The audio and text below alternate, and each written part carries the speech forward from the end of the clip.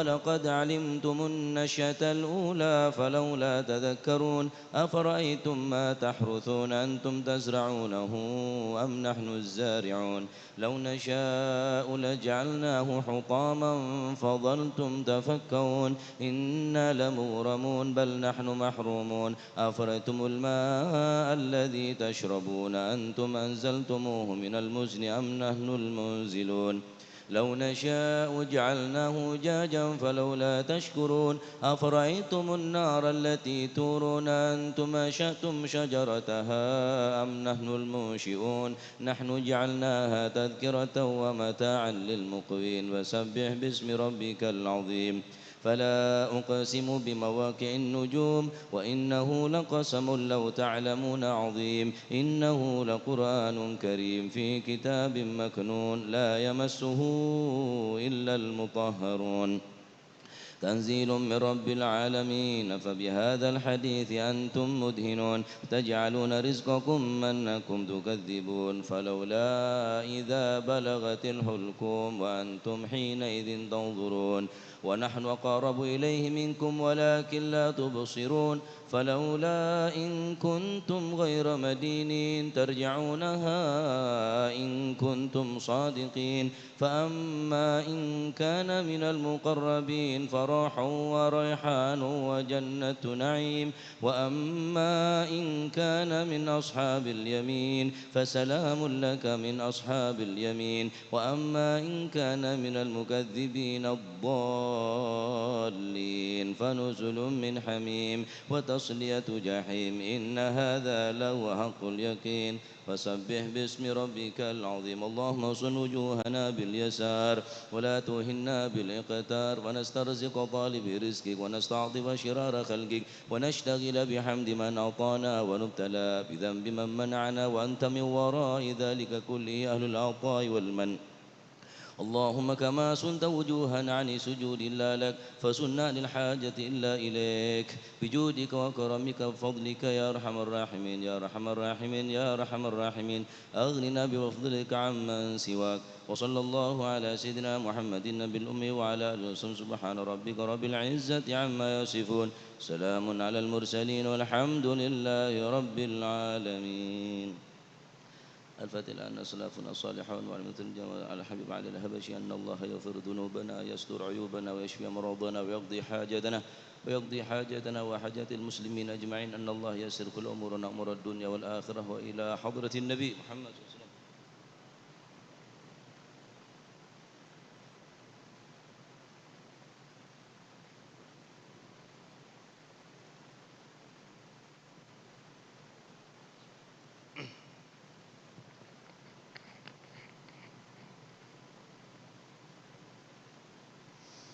يا ربي صل على محمد شرف بدر في الكون أشراق يا ربي صل على محمد يا ربي صل عليه وسلم يا ربي صل على محمد كرم داع يدعو إلى الحق يا ربي صل على محمد يا ربي صل عليه وسلم يا ربي صل على محمد المصطفى الصادق المصدق يا ربي صل على محمد يا ربي صل عليه وسلم صل على محمد أهل الورى منطقا وأصداء يا ربي صل على محمد يا ربي صل عليه وسلم صل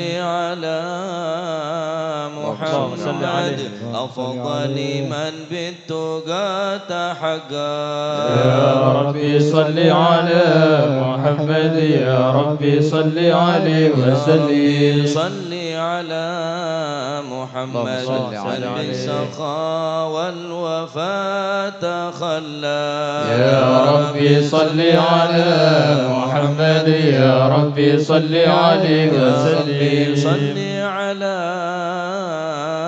محمد واجمع من الشمل ما تفرق يا ربي صل على محمد يا ربي صل عليه وسلم صل على محمد وصله وسهل ما قد تعود يا ربي صل على محمد يا ربي صل عليه وسلم يا ربي صل على محمد وافتح من الخير كل مغلق يا ربي صل على محمد يا ربي صل عليه وسلم صل على محمد وآله ومن بالنبي تعلى يا ربي صل على محمد يا ربي صل عليه وسلم يا ربي صل على محمد وآله ومن للحبيب عشاء يا ربي صل على محمد يا ربي صل عليه وسلم يا ربي صل على محمد ومن بحبل النبي توثى يا ربي صل على محمد يا ربي صل عليه وسلم يا ربي صل على محمد يا ربي صل عليه وسلم يا ربي صل على محمد يا ربي صل عليه وسلم اللهم صل وسلم وبارك عليه. أعوذ بالله من الشيطان الرجيم. بسم الله الرحمن الرحيم.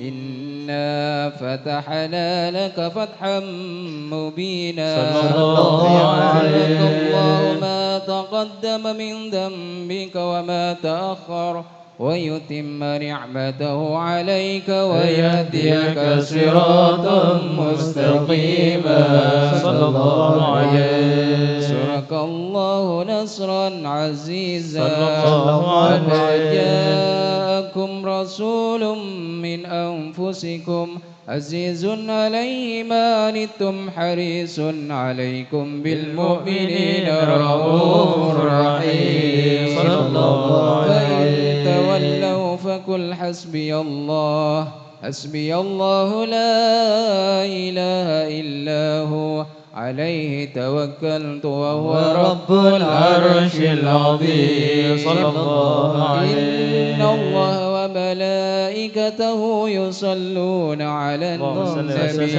يا أيها الذين آمنوا صلوا عليه وسلموا تسليما. اللهم صل وسلم وبارك عليه. السلام عليك زين الأنبياء السلام عليك السلام عليك تقى الأتقياء السلام عليك السلام عليك زين الأنبياء السلام عليك السلام عليك أتقى الأتقياء السلام عليك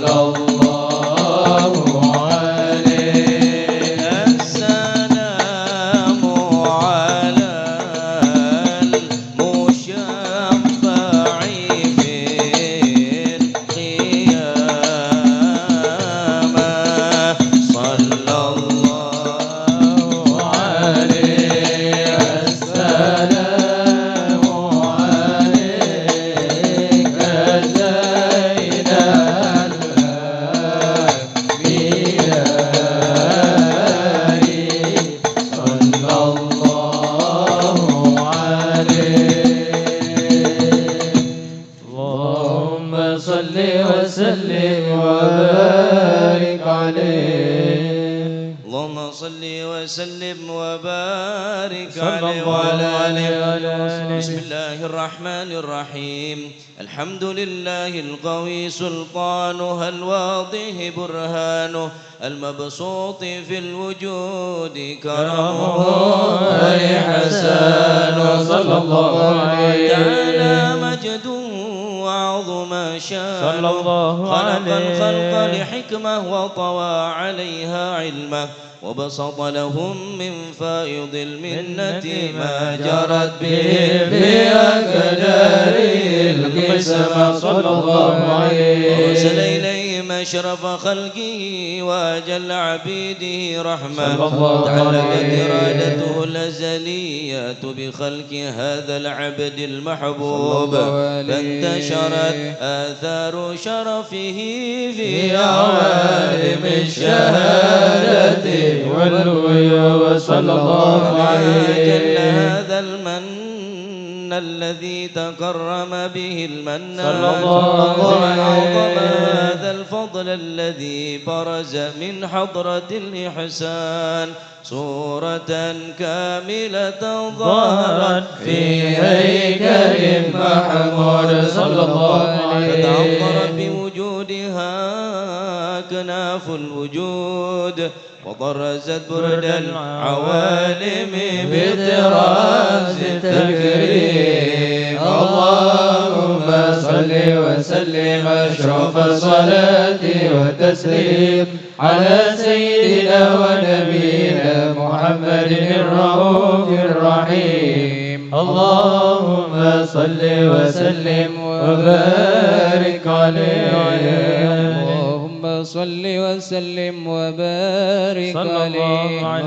تجلى الحق في عالم قدس الواسع، تجلى القضاء بانتشار فضله في القريب والشاسع. صلى الله عليه. الحمد الذي لا تنحسر أفراده بتعداد، صلى الله عليه. ولا يمل تكراره بكثرة ترداد، حيث أبرز من عالم الإمكان صورة هذا الإنسان. صلى الله عليه. شرف وجود ثقلا وتنتشر أسراره في الأكوان. صلى الله عليه. اتصل به قلب منيب إلا من سوابغ فضل الله على هذا الحبيب. صلى الله عليه. يا لقلب سروره قد توالى بحبيب عم الأنام نوالا. صلى الله عليه. جل من شرف الوجود بنور ومر الكون بهجته وجمالا. صلى الله عليه. قد ترقى في الحسن على مقام وتناهى في مجده وتعالى. صلى الله عليه. غضت العيون فيما جتلته بشرا كاملا يزيح الضلال. صلى الله عليه. قد عد رفعة في شؤونه وكمالا. صلى الله عليه. فسبحان الذي أبرز من حضرة الامتنان ما يعجز عن وصف اللسان، ويحار في تعقل معاني الجلال. صلى الله عليه. انتشر منه في عالم البطون والظهور ما ملأ الوجود الخلقي نور. فتبارك الله من إله كريم بشرتنا آياته في الذكر الحكيم ببشارة. لقد جاءكم رسول من أنفسكم عزيز عليه ما عنتم حريص عليكم بالمؤمنين رؤوف رحيم. صلى الله عليه. فاجت هذه البشارة وتلقاها بقلب سليم، فقد هدي إلى صراط مستقيم. اللهم صل وسلم أشرف الصلاة والتسليم على سيدنا ونبينا محمد الرؤوف الرحيم. اللهم صل وسلم وبارك عليه. صل وسلم وبارك عليه. صلى الله عليه. واشهد أن لا إله إلا الله وحده لا شريك له، شهادة تربي اللسان عما تضمنه الجنان من التصديق بها والعيد صلى الله عليه.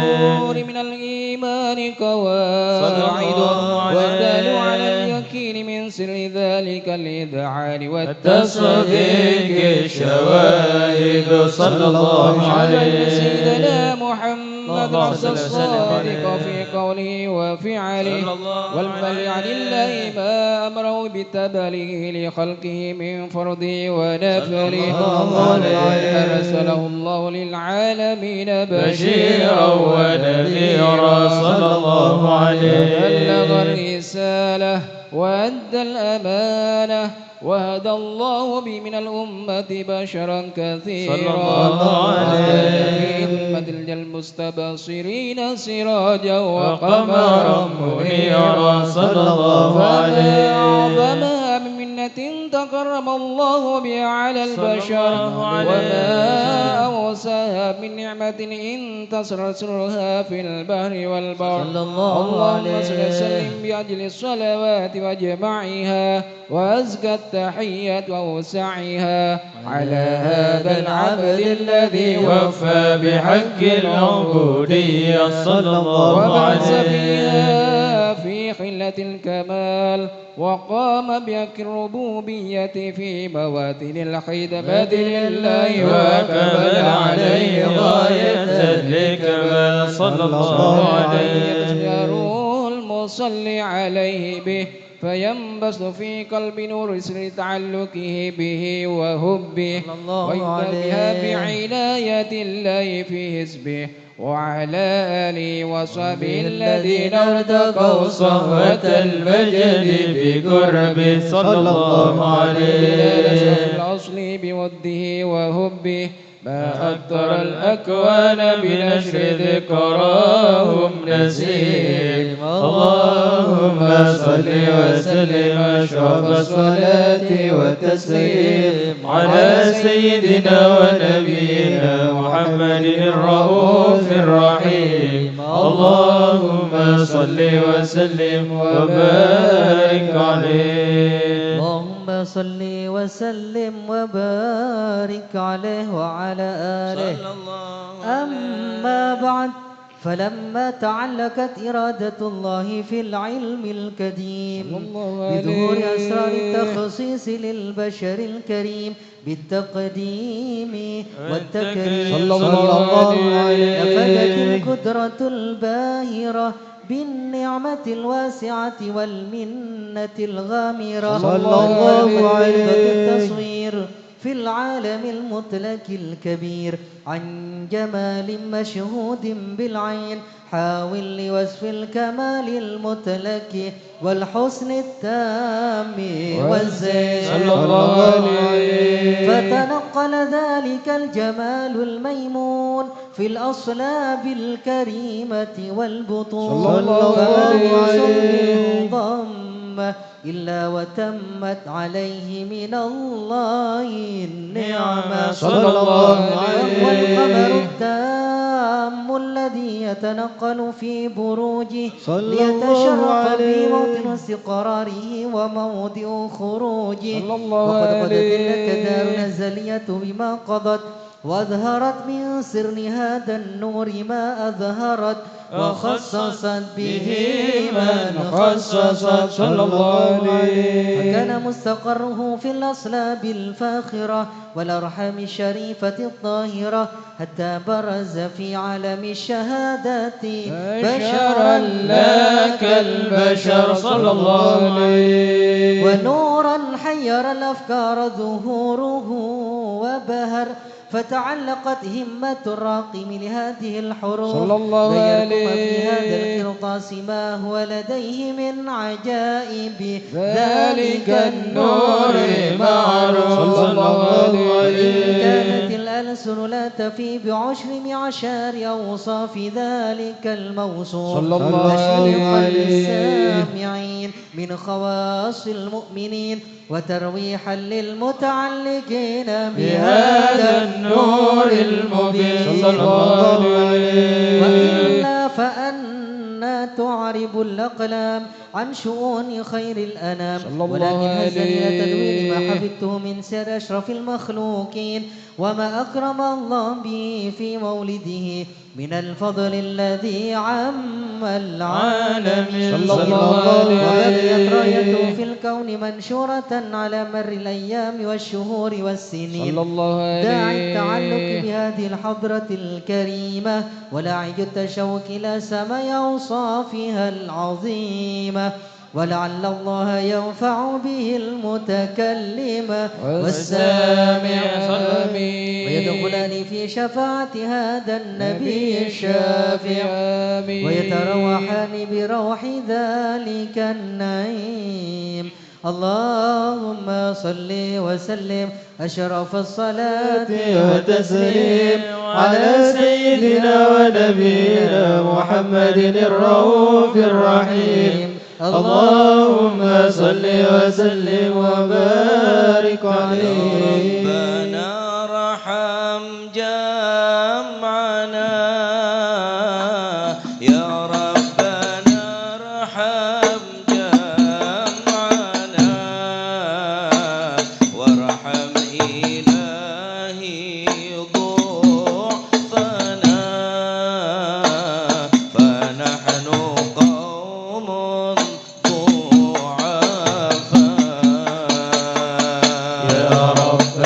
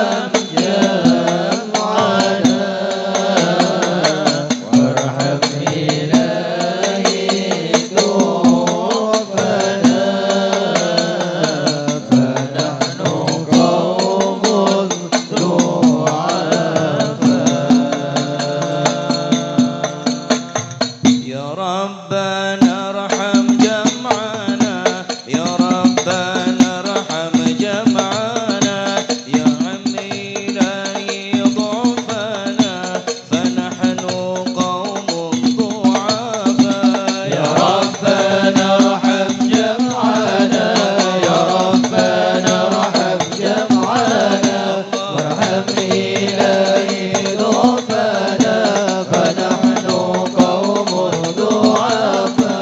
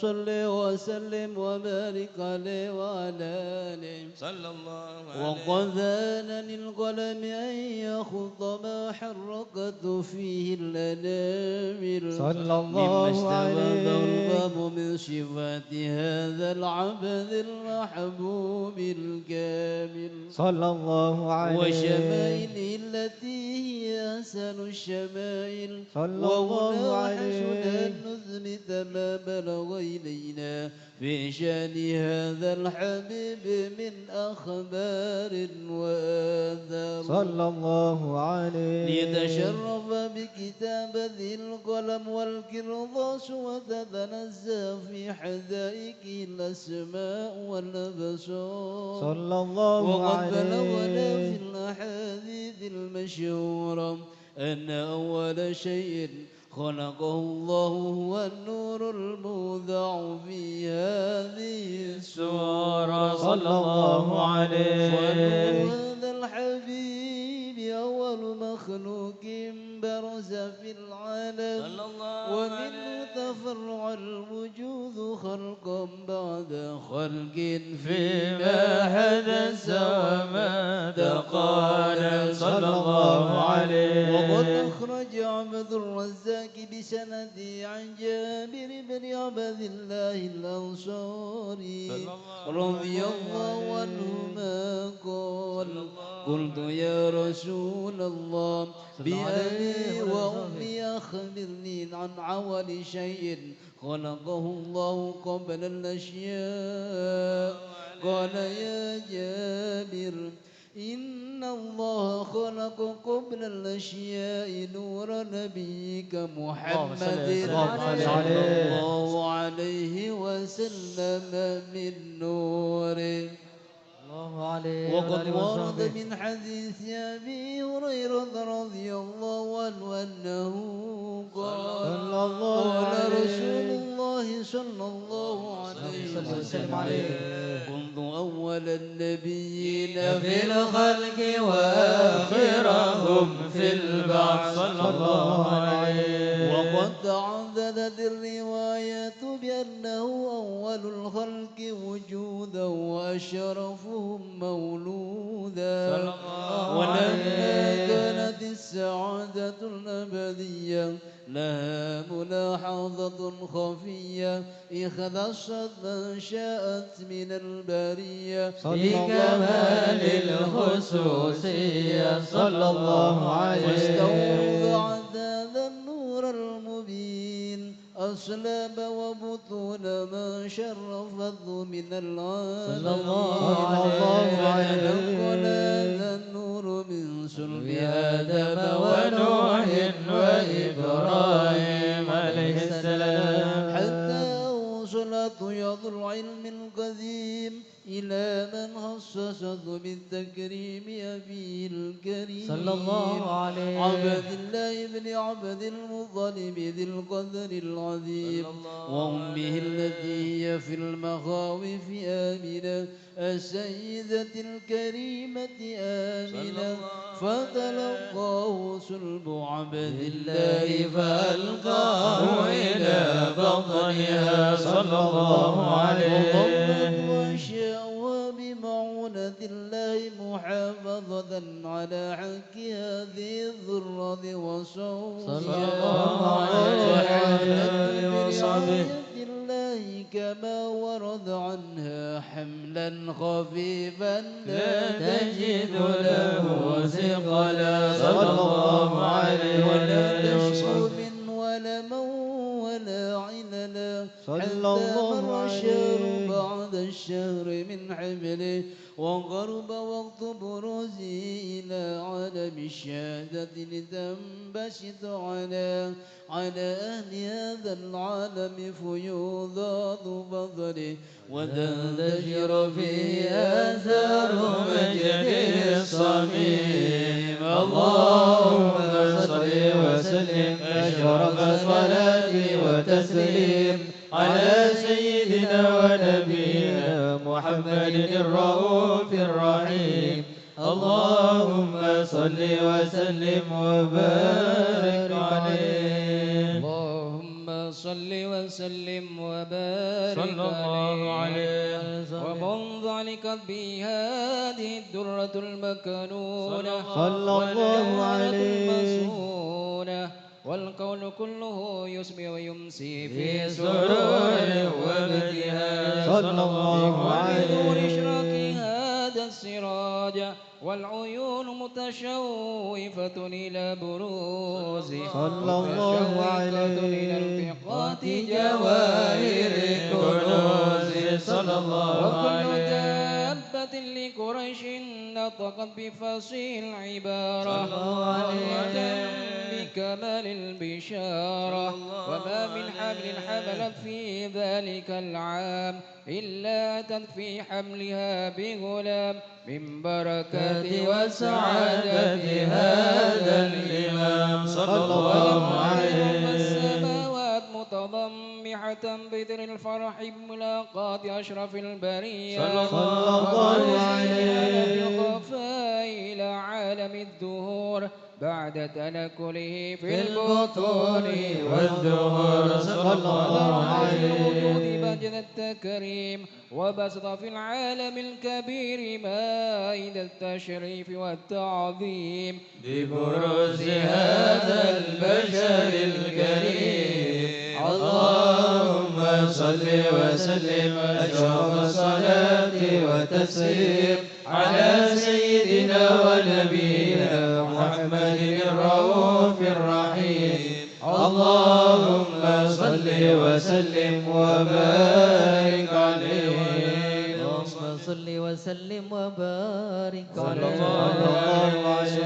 حين قرب وان وضع هذا الحبيب صلى الله علت عليه السماوات والأرض وما فيهن بالترحيب صلى الله عليه وأمطار الجود الإلهي على أهل الوجود تسج وألسنة الملائكة بالتبشير للعالمين سبحان الله الحمد لله ولا إله إلا الله والله أكبر سبحان الله الحمد لله ولا إله إلا الله والله أكبر سبحان الله والحمد لله ولا إله إلا الله والله أكبر والقدرة كشفت قناع هذا المستور ليبرز نوره كاملا في عالم الظهور صلى الله عليه كل نور صلى الله عليه على من أتم الله عليه النعمة من خواص الأمة أن يحضر عند وضعه أمة تأنيسا لجنابها المسعود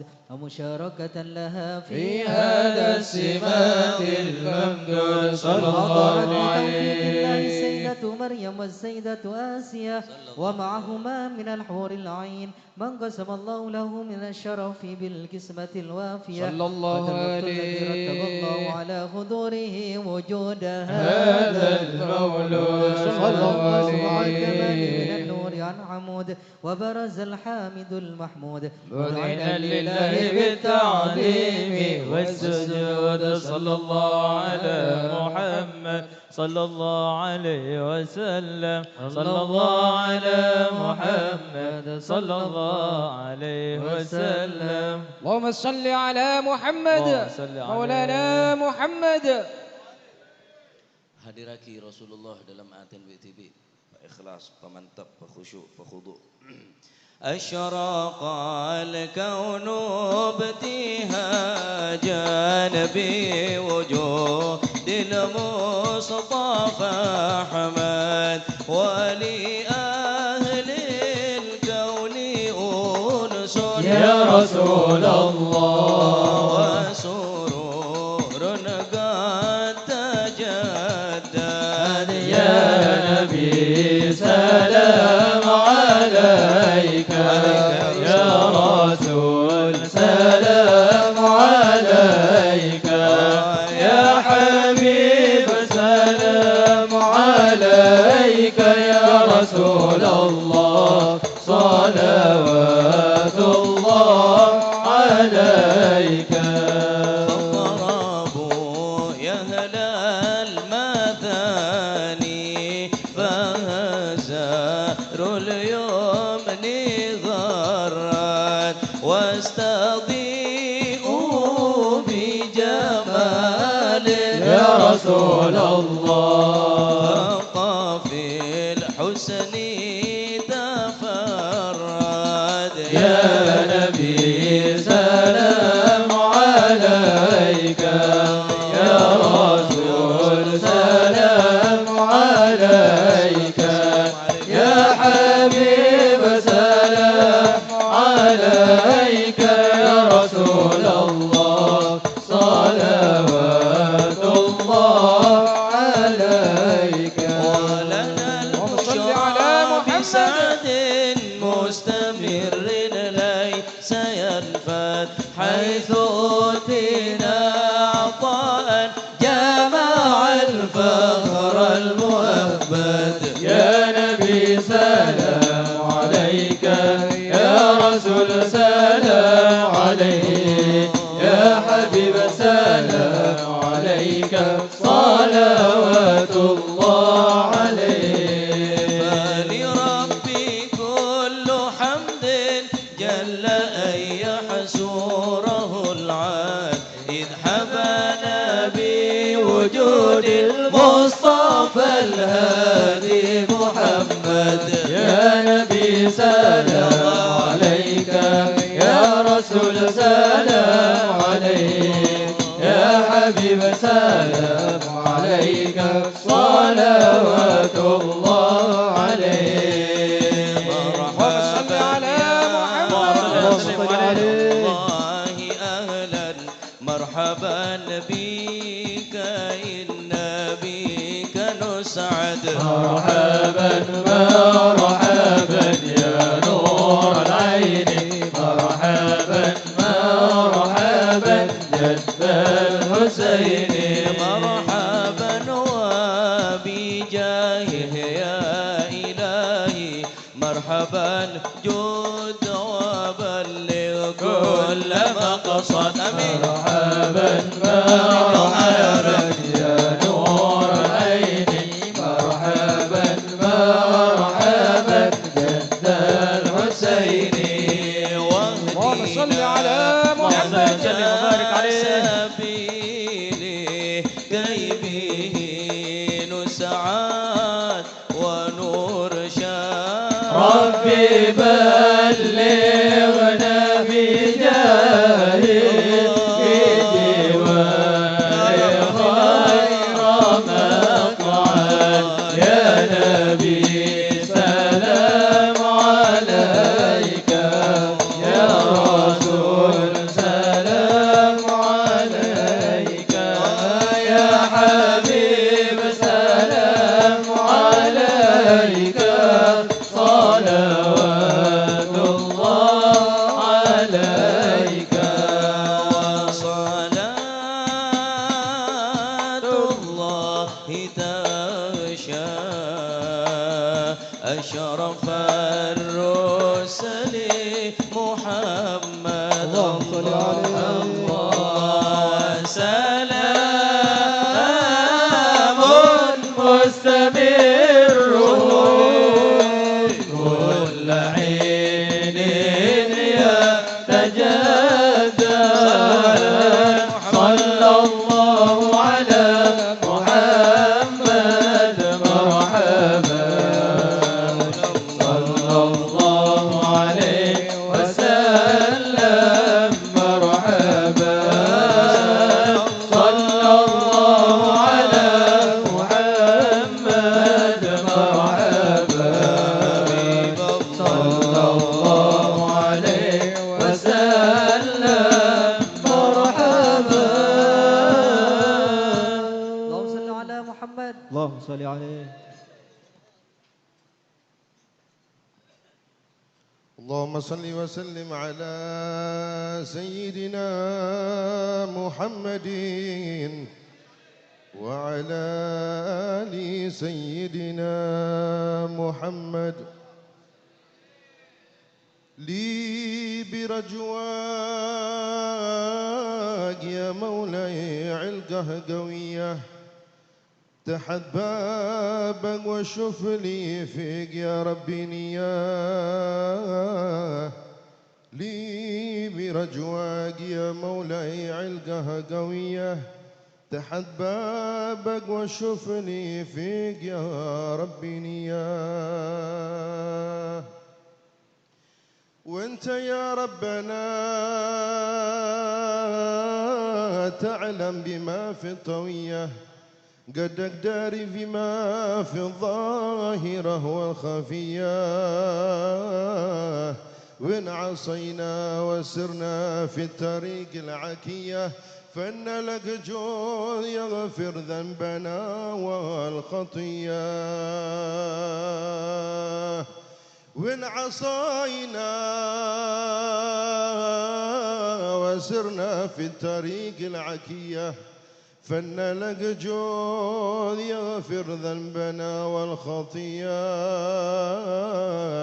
تحت بابك وكل منك يبغى عطية، يلا اسلك بنا نهج الطريق السوية. يلا اسلك بنا نهج الطريق السوية، في طريق النبي والسادة العلوية. يا مجيب استجب وعجل بشرب هنيا. واسل عملنا يا ربنا والطوية، واكفنا ربنا شر الهوى والدنيا. وإن دعيت أهل ودك للعطايا السنية، إذ عنا مثلهم نعرف حقوق المعية. في كفالهم ومعهم في الجنان العلية، عند طه النبي المختار خير البرية. بختنا بالنبي هو كنزنا والخبية.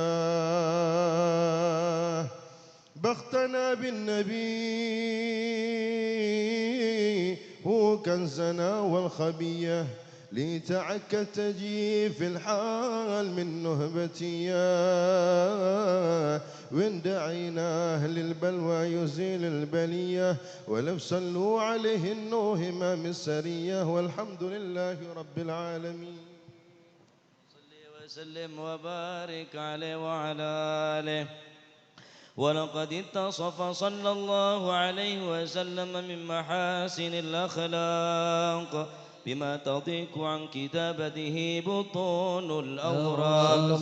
كان صلى الله عليه وسلم أحسن الناس خلقا وخلقا، وأولهم إلى مكارم الأخلاق سبقا، وأوسعهم بالمؤمنين حلما ورفقا، برا رؤوفا لا يقول ولا يفعل إلا معروفا. صلى الله عليه. له الخلق السهل واللحظ المحتوي على المعنى الجزل، إذا دعاه المسكين أجابه إجابة معجلة، وهو الأب الشفيق الرحيم باليتيم والأرملة. وله مع سهولة الأخلاق الهيبة القوية التي ترتعد منها فرائس الأقوياء من البرية. صلى الله ومن عليه. نسل طيبه تعطرت الطرق والمنازل، وبعرف ذكره تطيبت المجالس والمحافل. صلى الله عليه. وهو صلى الله عليه وسلم جامع الصفات الكمالية،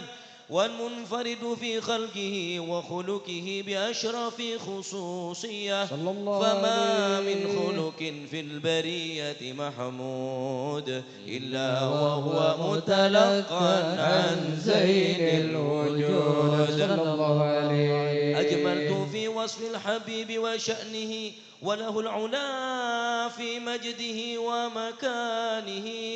أوصاف عز قد تعالى مجدها خذت على نجم السها بعنانه. وقد انبسط القلم في تدوين ما أفاده العلم من وقع مولد النبي الكريم، وحكاية ما أكرم الله به هذا العبد المقرب أقرب من التكريم والتعظيم والخلق العظيم صلى الله عليه. فحسن مني أن أمسك عنة الأقلام في هذا المقام وأقرأ السلام على سيد الأنام. السلام عليك أيها النبي ورحمة الله وبركاته. السلام عليك أيها النبي ورحمة الله وبركاته. السلام عليك أيها النبي ورحمة الله وبركاته. وبذلك يحسن الختم كما يحسن التقديم، فعليه أفضل الصلاة والتسليم. اللهم صل وسلم أشرف الصلاة والتسليم على سيدنا ونبينا محمد الرؤوف الرحيم. اللهم صل وسلم وبارك عليه. بسم الله الرحمن الرحيم. الحمد لله رب العالمين حمدا يوافي نعمك في مزيده. يا ربنا لك الحمد كما ينبغي لجلالك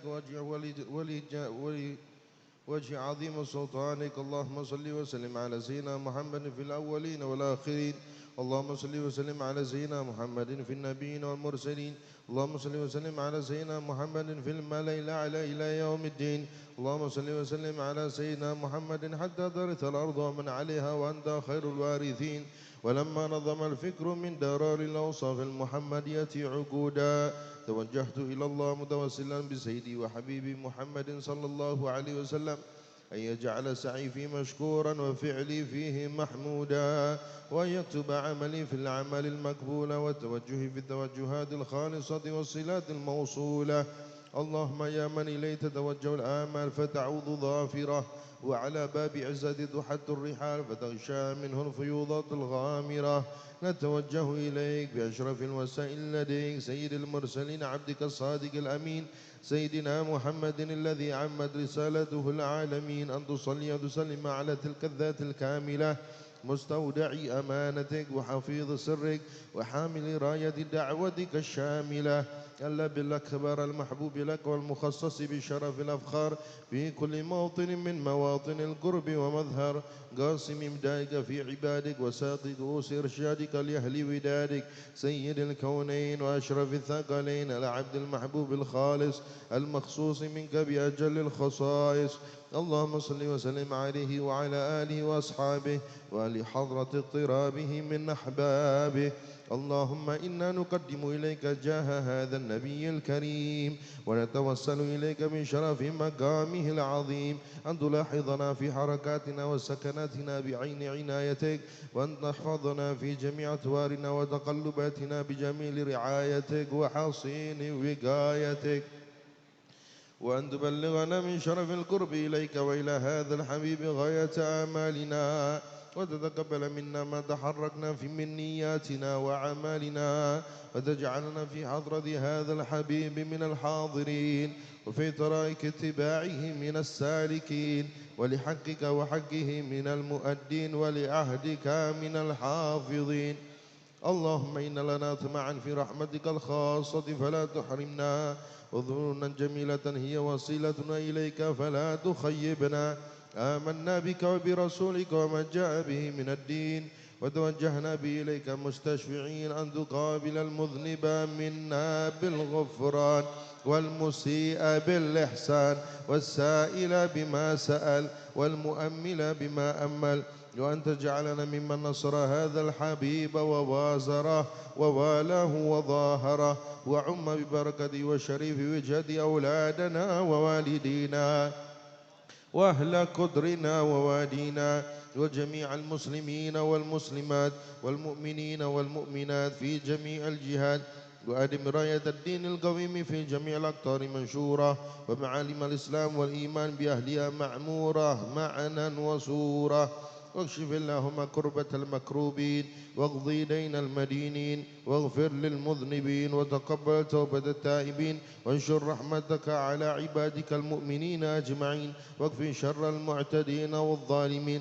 وابسط العدل بولاد الحق في جميع النواحي والأقطار وأيدهم بتأييد من عندك ونصر على المعاندين من المنافقين والكفار واجعلنا يا رب في الحسن الحصين من جميع البلايا وفي الحرز المكين من الذنوب والخطايا ودمنا في العمل بطاعتك والصدق في خدمتك قائمين وإذا توفيتنا فتوفنا مسلمين مؤمنين واختم لنا منك بخير أجمعين وصل وسلم على هذا الحبيب المحبوب للأجسام والأرواح والقلوب وعلى آله وصحبه إليه منسوب وآخر دعوانا الحمد لله رب العالمين سبحان ربك رب العزة عما يصفون وسلام على المرسلين والحمد لله رب العالمين إن الله وملائكته يصلون على النبي يا أيها الذين آمنوا صلوا عليه وسلموا تسليما الصلاة والسلام عليك يا سيد المرسلين الصلاة والسلام عليك يا خاتم النبيين الصلاة والسلام عليك يا من أرسلك الله رحمة للعالمين